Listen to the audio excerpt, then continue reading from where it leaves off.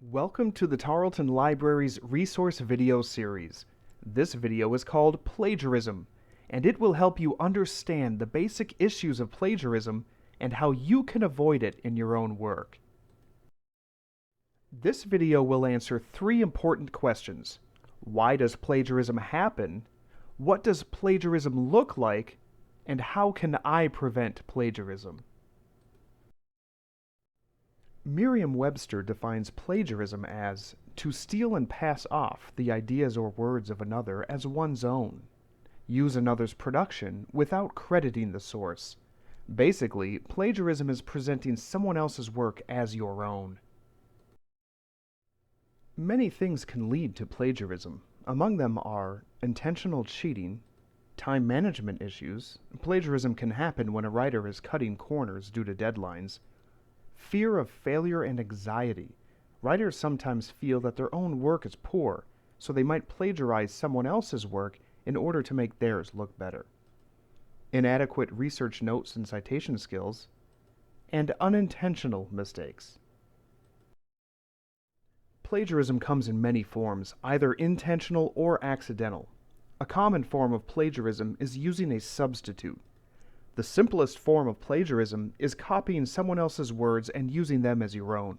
That is, copying another's words and pasting them into your paper without citing the original author. Another form is self-plagiarism. Plagiarizing yourself is possible. This happens if you submit the same work to different instructors, journals, etc. This also happens if you submit the same work but revise just some of the content, leaving the rest the same for separate submissions. You must do original work for each assignment. If you have other published works, you may quote and cite them properly, just as you would anyone else's. Be careful not to overuse your sources. This is sometimes called patchwork plagiarism, which is putting together two or more different sources and presenting the result as your own thoughts. Avoid quoting so many sources that you end up presenting no thoughts of your own. Plagiarism often includes incorrectly cited or uncited sources. Be sure to follow your writing style standards for citing sources.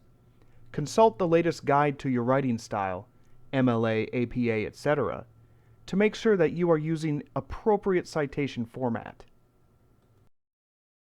Knowing when to cite your sources is one of the best ways to prevent plagiarism.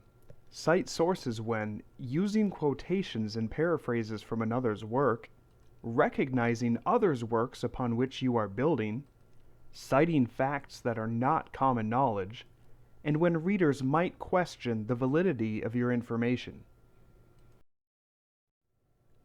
You should also be aware of when to fix gaps in your citation.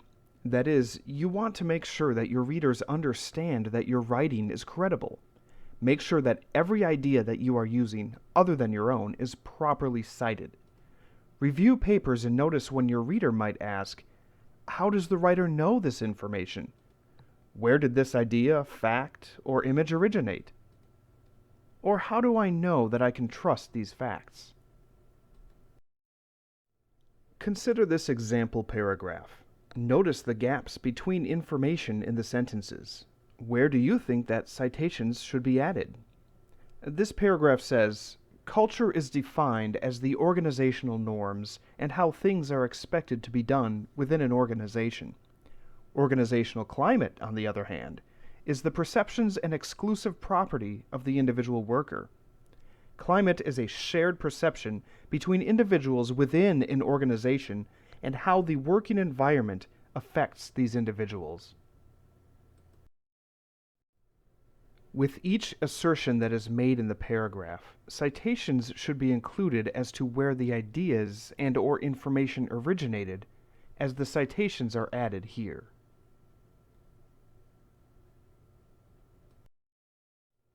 If you choose to paraphrase an idea from another work, make sure that it is properly cited. A paraphrase is when you restate the words or ideas of another person. You might not use direct quotes in your paraphrase, but you do need to let your readers know that you are restating another author's words and/or thoughts. Review your paper and notice when your reader might think, is this the student's voice? Why did the tone, style, and/or word choice shift? Is this a paraphrase, a direct quotation, or is this a mixture? Here is an example of how a paraphrase is plagiarism. The original quote is, "Plagiarized work in a biology class may look and sound very different from that in a music composition course. Students in every class need to know clearly which acts that discipline considers to be plagiaristic." The weak paraphrase says, "Acts of plagiarism in a biology class might look very different from that in a music class. Students need to know which acts each discipline considers plagiaristic." The paraphrase here uses a lot of the same vocabulary and phrases of the original author. Many of these copied words are even in the same position within the sentences as they are in the original phrase. Even though the author is cited, their original quote is changed just a little.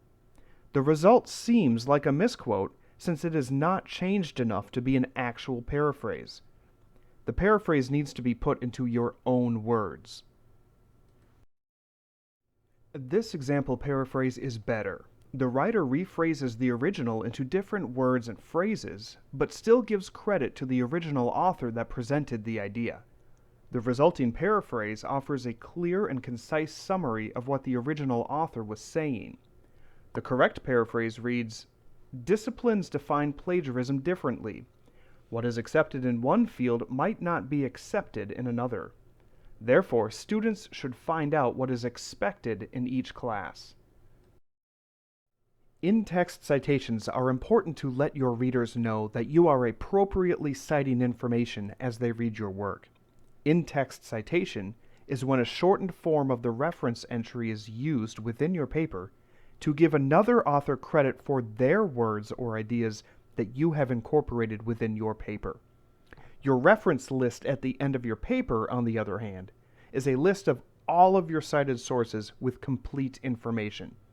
See your writing style guide for how to use in-text citations and to compile your reference list.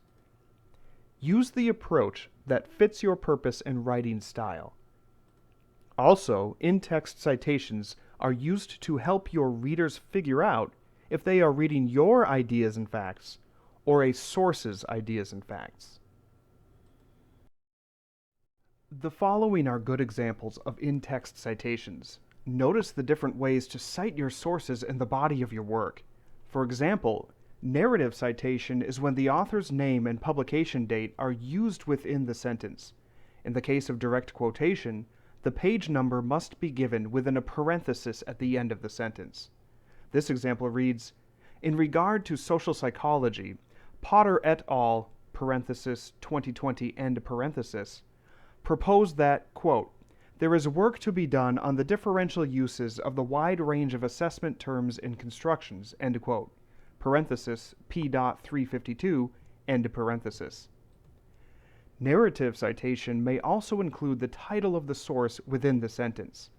This example reads, "In their 2020 article, Rethinking Attitudes and Social Psychology, Potter et al. Offer compelling arguments for investigating the limitations of how attitude function is conceptualized and presented in the field of social psychology." Parenthetical citation is when the author's name and publication date are given within a parenthesis. This example reads, "In regard to social psychology, quote, there is work to be done on the differential uses of the wide range of assessment terms and constructions," end quote. Parenthesis, Potter et al. 2020 P.352, end parenthesis. To avoid plagiarism, simply check your work very carefully. Ask yourself these reflective questions. Did I paraphrase and use quotations well? Did I correctly cite all the ideas, data, facts, and definitions that I used in my work? Did I correctly cite the images, graphics, art, videos, and sound clips that I used in my work? Can my readers tell which parts are my ideas and which parts are from sources? Did I include adequate in-text and reference list citations? Did I get all required copyright permissions? Always make sure to meet with your instructor and/or the University Writing Center staff to review your work. Revise and edit your work based on your review and on feedback from your instructor and/or the University Writing Center staff. And review your work again. You may reach out to the Writing Center with the contact information that you see here. The Writing Center strongly encourages you to meet with a tutor in person in order to develop your strengths as a writer. However, you may email your paper to them at writingcenter@tarleton.edu, but please be aware that with each emailed submission, there is at least a 48-hour turnaround period. Now you understand the basics of why plagiarism happens, what it looks like, and how you can prevent it. Please reach out to the library for more help. You may email us at reference@tarleton.edu or call the Dick Smith Library in Stephenville at 254-968-9249 or the Rickett Library in Fort Worth at 817-717-3315.